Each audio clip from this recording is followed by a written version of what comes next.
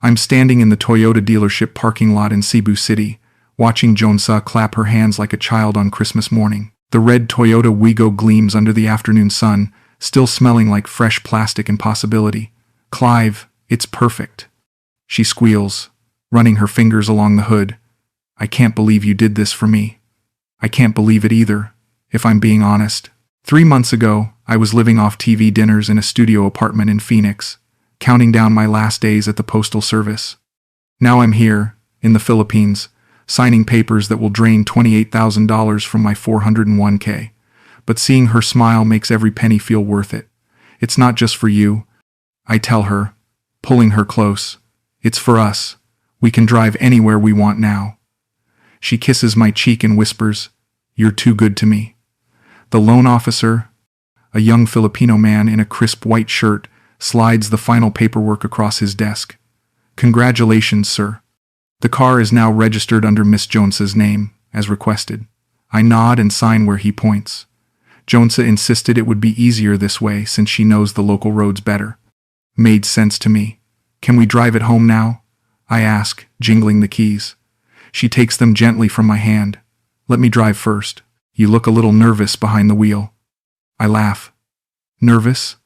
I've been driving for 45 years, but not here," she says, opening the driver's door. "The traffic is crazy, trust me."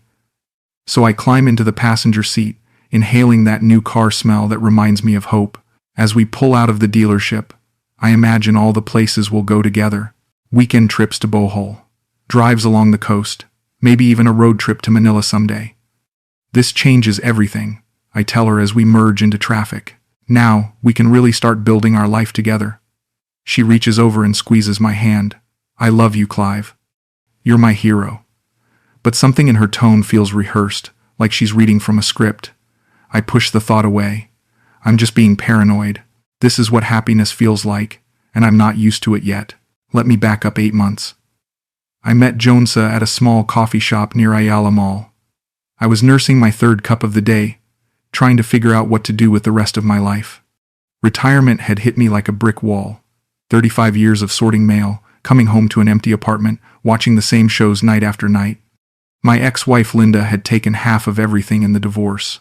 My son Jake hadn't spoken to me in 3 years, not since I missed his wedding because I was working overtime to pay alimony. I felt invisible, used up, forgotten.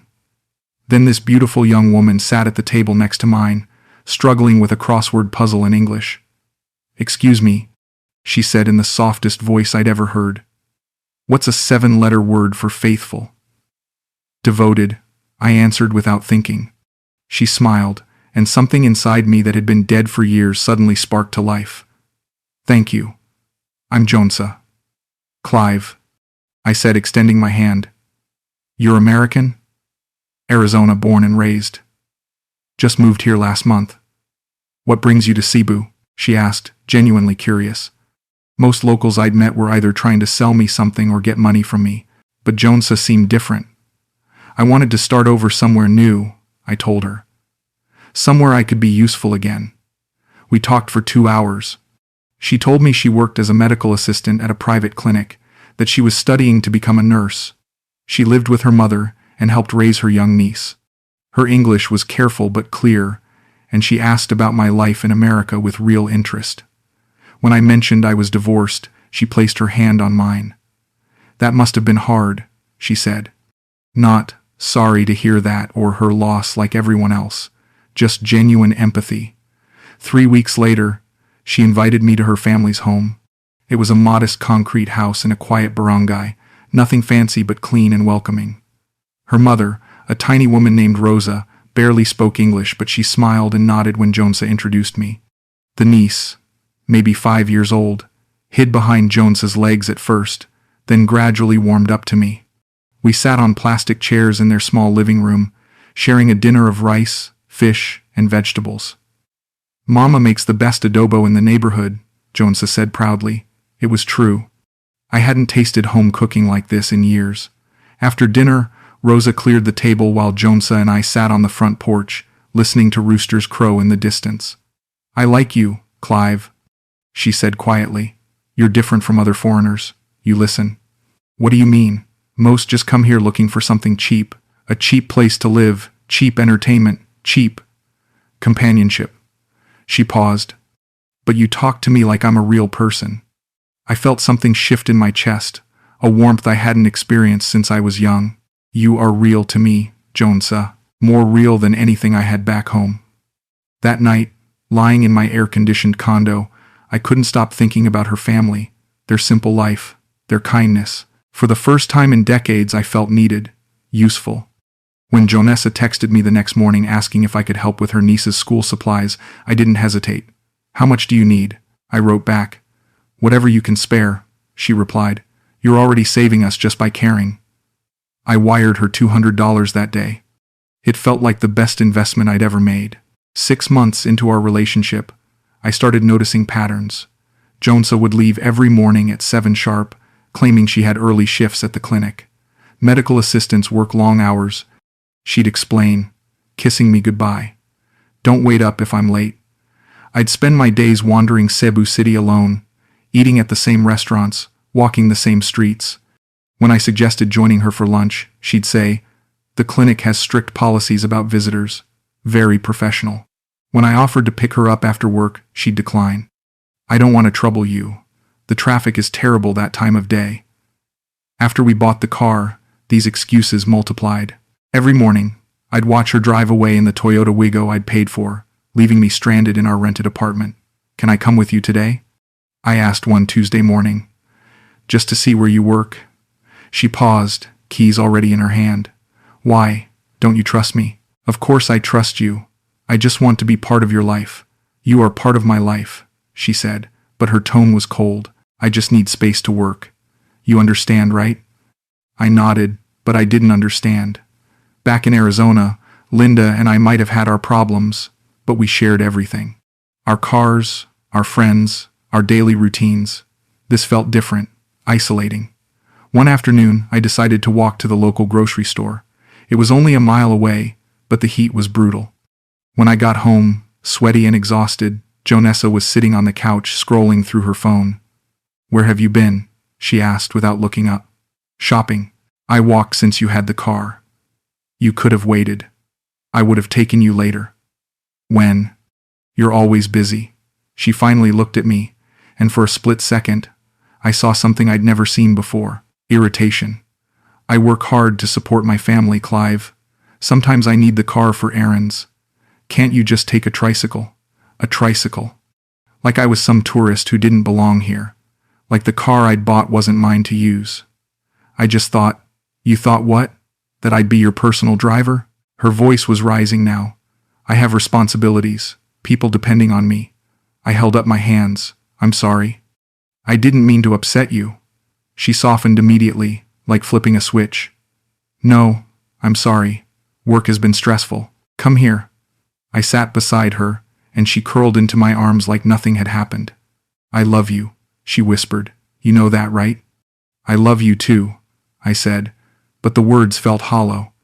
Something had changed between us, and I couldn't put my finger on what. That night, I lay awake listening to her breathe beside me, wondering when I'd become a stranger in my own relationship. The first time I caught her in a lie, I tried to pretend it didn't happen. It was a Thursday night in March. Jonessa said she had to work a double shift at the clinic because one of the other assistants called in sick. Don't wait up. She texted around 6. Emergency surgery tonight. We'll be very late. I ate dinner alone, watched TV alone, went to bed alone. Around midnight, I heard the car pull into our driveway. I listened to her footsteps on the stairs, the soft click of our bedroom door. When she slipped into bed beside me, I pretended to be asleep. But I could smell her. She reeked of cigarettes and cheap perfume, neither of which she normally wore. The next morning, I watched her carefully. She was humming while she got dressed, applying makeup with more care than usual. Her lips were bright red instead of the subtle pink she typically wore. How was work last night? I asked casually. Exhausting, she said, not meeting my eyes. The surgery went until 2 in the morning. What kind of surgery? Appendix removal. Very complicated case. She grabbed her purse and headed for the door. I'm late again. See you tonight. After she left, I sat at our kitchen table, staring at the spot where she'd been standing. Something was wrong with her story. If she'd been assisting in surgery until 2 a.m., why did she smell like she'd been at a bar? Why the red lipstick for a medical procedure? I spent the day walking around Cebu City, trying to shake the paranoid thoughts. Maybe she'd stopped somewhere after work to decompress. Maybe the perfume belonged to a patient. Maybe I was just being a jealous old man who couldn't believe a beautiful young woman could really love him.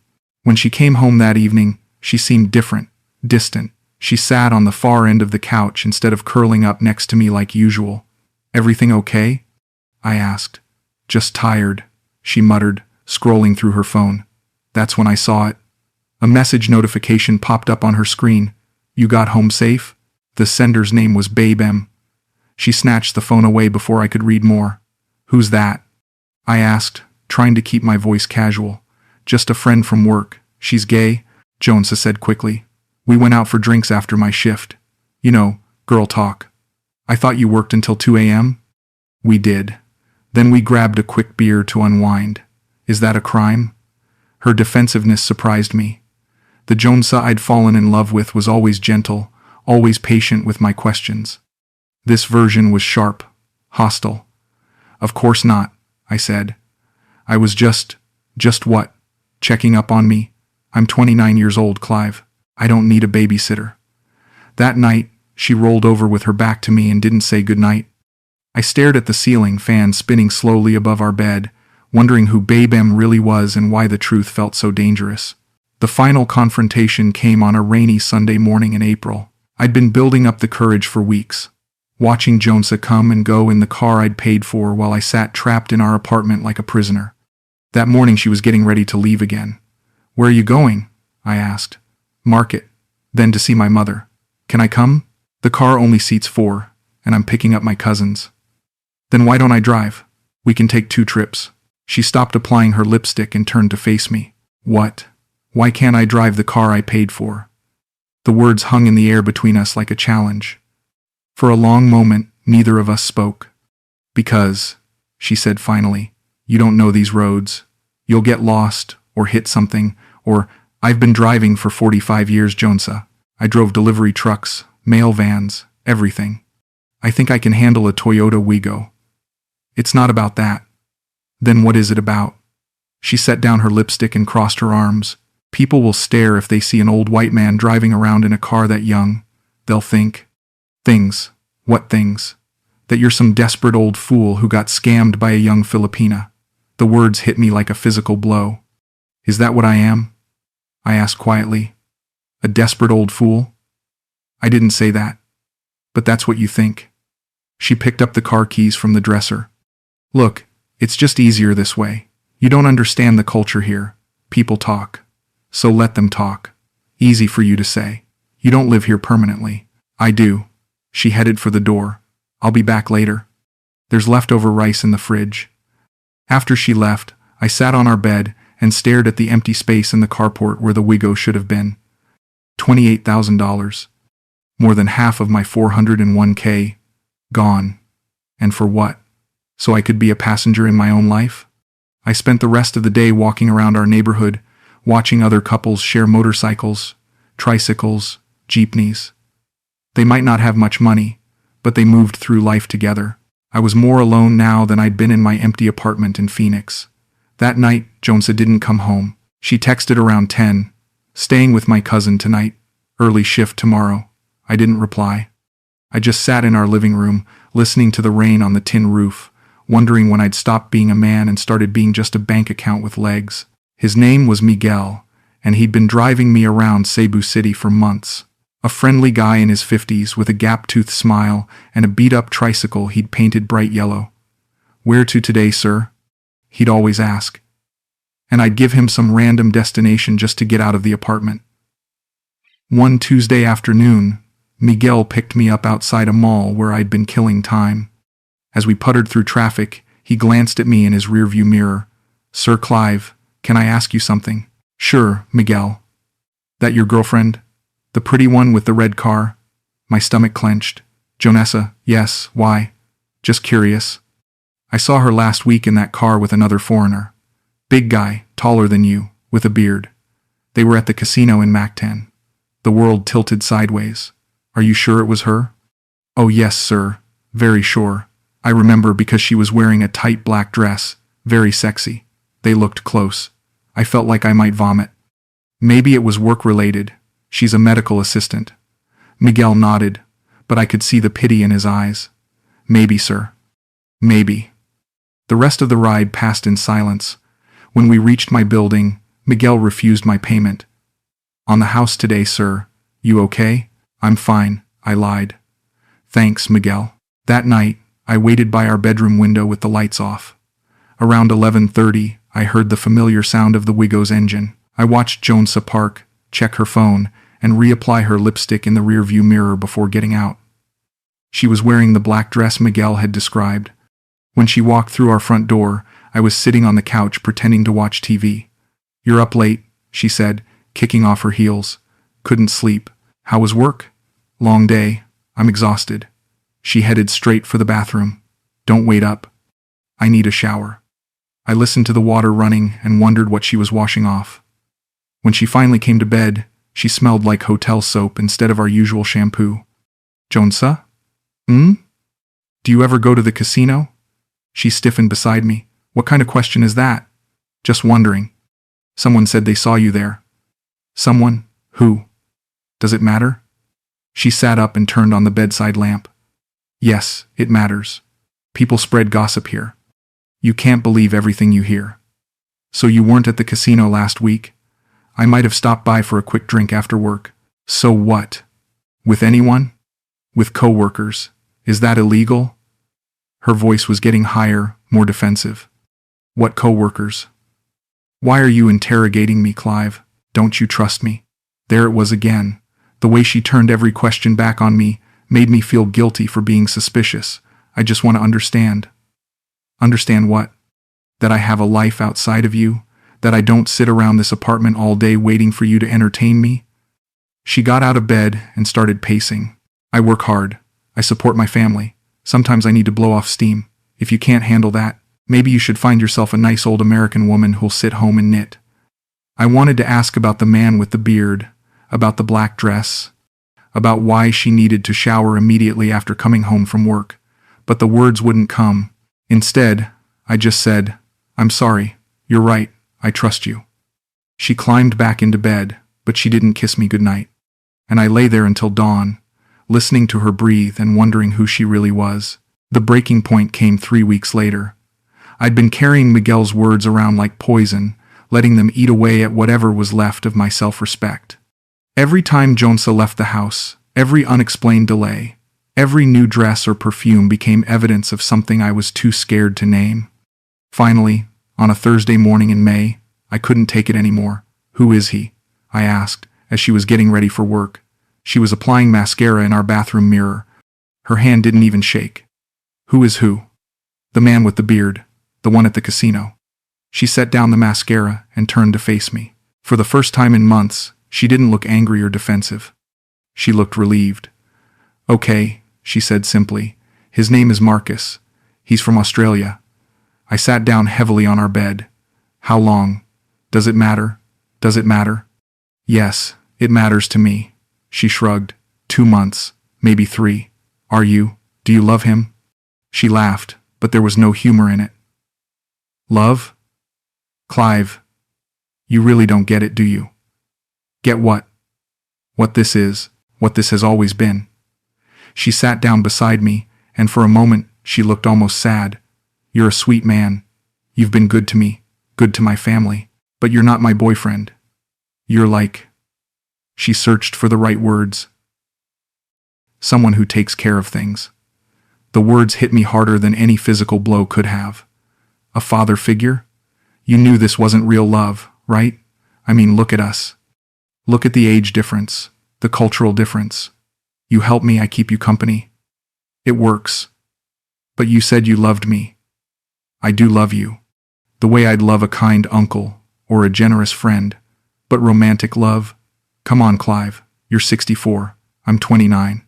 What did you think this was? I stared at her, this woman I'd given everything to, and realized I was looking at a complete stranger. The car, I said quietly. The money I sent your family. The apartment rent. You offered. I never asked you to do any of that. But you took it. Of course I took it. You wanted to help, and we needed help. Everyone won. I stood up and walked to our bedroom window, looking down at the red Toyota Wigo in our carport. Does Marcus know about me? He knows I live with a foreigner who helps with expenses. He doesn't care. And the car? What about it? When you move in with him, what happens to the car? She was quiet for a long moment. I'll need it for work. I can't just take the bus everywhere. I turned to face her. So I lose everything. The money, the car, you. You're not losing me, Clive. I'll still be your friend. We can still see each other sometimes. As friends. As friends. I walked to our dresser and picked up the car keys. She watched me carefully. If you want to leave, she said softly, I understand. But I'll need the car. I can't get to work without it. I looked at the keys in my palm, then handed them to her. Take it, I said. I never got to drive it anyway. I packed everything I owned into 2 suitcases and a backpack. It didn't take long. 3 months of living in the Philippines hadn't accumulated much beyond some tropical shirts and a growing sense of my own stupidity. Jonessa sat on our bed, watching me fold my clothes with an expression I couldn't read. You don't have to leave today, she said. Take your time to find a place. I already found one. Pension house, near the city center. Those places are dumps. It's what I can afford now. She flinched at that, and for a second, I saw a flicker of something that might have been guilt. Clive, I never meant to hurt you. I stopped packing and looked at her. Yes, you did. Maybe not at first, but somewhere along the way, you stopped caring whether I got hurt or not. That's not true. When was the last time you asked how I was feeling? Really asked, not just made conversation. She opened her mouth, then closed it again. I care about you. You care about what I can provide. There's a difference. I zipped up my suitcase and set it by the door. From my pocket I pulled out a folded piece of paper. What's that? The car title. It's in your name now, officially. No more loans, no more monthly payments. It's yours, free and clear. She took the paper with shaking hands. You don't have to do this. Yes, I do. Because despite everything, I did love you. And when you love someone, you want them to be happy, even when they can't love you back. I picked up my bags and headed for the door. The rent's paid through the end of the month. After that, you'll need to figure something out with Marcus. Clive, wait. I stopped but didn't turn around. I'm sorry, she said quietly. I know you probably don't believe me, but I am. I believe you, I said, but sorry doesn't give me back my retirement savings. Sorry doesn't give me back 8 months of thinking I mattered to someone. I left without saying goodbye. The pension house was exactly what she'd said it would be, a dump. A tiny room with a single bed, a broken air conditioner, and thin walls that let in every sound from the street below. But it was mine. Nobody else had keys to it. Nobody else controlled when I could come and go. That night, lying on the hard mattress, I opened my banking app for the first time in weeks. The numbers were worse than I'd remembered. Between the car, the monthly transfers to Jones's family, and our living expenses, I'd blown through almost $60,000 in 8 months. My 401k was nearly empty. My savings account had 3 digits left. I was 64 years old, living in a foreign country, with barely enough money to survive, and somehow, for the first time in months, I felt free. 6 months later, I'm sitting in a small cafe near Colon Street, the oldest street in the Philippines. It's become my regular spot, a place where I can nurse a cup of coffee and watch the world go by without anyone expecting anything from me. The owner, an elderly Filipino man named Roberto, has gotten used to me. He doesn't ask personal questions or try to set me up with his niece. He just serves coffee and lets me be. I see Jonessa sometimes, driving around the city in the red Toyota Wigo. The first time it happened, my heart stopped. But now, 3 or 4 encounters later, I barely react. She's just another stranger in a car I used to own, living a life I used to think I was part of. My pension covers the basics. A small apartment, simple food, occasional medical checkups. I walk everywhere now, partly because I can't afford a car and partly because I've learned to enjoy the slower pace. Walking gives you time to think, to notice things you miss when you're speeding by in air-conditioned comfort. I started volunteering at a local elementary school, helping kids practice their English. The pay is nothing, just enough to cover transportation, but the work feels meaningful in a way that sorting mail never did. These children don't want anything from me except knowledge, and I have plenty of that to share. Teacher Clive, they call me, and it makes me smile every time. Last month, I got an email from my son Jake, the first contact we'd had in 4 years. He'd heard through relatives that I was living in the Philippines, and he wanted to make sure I was okay. We've been exchanging messages ever since, carefully rebuilding a relationship that I'd let work and bitterness destroy. He's thinking of visiting next Christmas with his wife and their baby daughter, my first grandchild, born 2 years ago, and I hadn't even known she existed. I've been writing too. Not a book or anything grandiose, just thoughts about life, mistakes, second chances. Sometimes I think about turning it into something others could read, a warning maybe, or just a story about how love and stupidity can look remarkably similar when you're desperate enough. But mostly I write for myself, trying to make sense of how I went from a stable, if lonely, retirement to losing almost everything in a foreign country for a woman who saw me as nothing more than a convenient ATM. The anger faded months ago. Now there's just understanding, and maybe a little sadness for the man I used to be. The one who confused being needed with being loved, who thought buying affection was the same as earning it. People ask me sometimes if I regret coming to the Philippines, if I wish I'd stayed in Arizona and lived out my retirement in safe, predictable solitude. The honest answer is no. I regret the choices I made, the red flags I ignored, the way I let loneliness make me stupid. But I don't regret the journey. Because losing everything taught me something I'd never learned in 64 years of playing it safe. You can survive being broke, being alone, being fooled. You can survive having your heart broken by someone who was never really there to begin with. What you can't survive is living without hope, without purpose, without the possibility of something better. The Jonessa chapter of my life is closed. I don't follow her on social media, don't ask mutual acquaintances about her, don't drive by places we used to go. She's living her life with Marcus or someone else, and I'm living mine with Roberto's coffee and the laughter of children who think I'm wise enough to teach them something useful. Sometimes the lesson is more valuable than the thing you lost learning it. I gave her the car, but I kept the most important part, the knowledge of who I really am when everything else gets stripped away. And it turns out, I'm stronger than I thought. I'm sitting here now, 6 months later, and I can honestly say, I'm not the same man who signed those papers at the Toyota dealership. That man was desperate to be needed, willing to pay any price to feel important to someone. This man knows the difference between love and transaction, between being generous and being taken advantage of. This man can drive his own life, even without a car. They say you should never let someone else hold the keys to your happiness. I learned that lesson the hard way, but I learned it well. And someday, when I'm ready, I might let someone else into my life again. But this time, I'll be driving.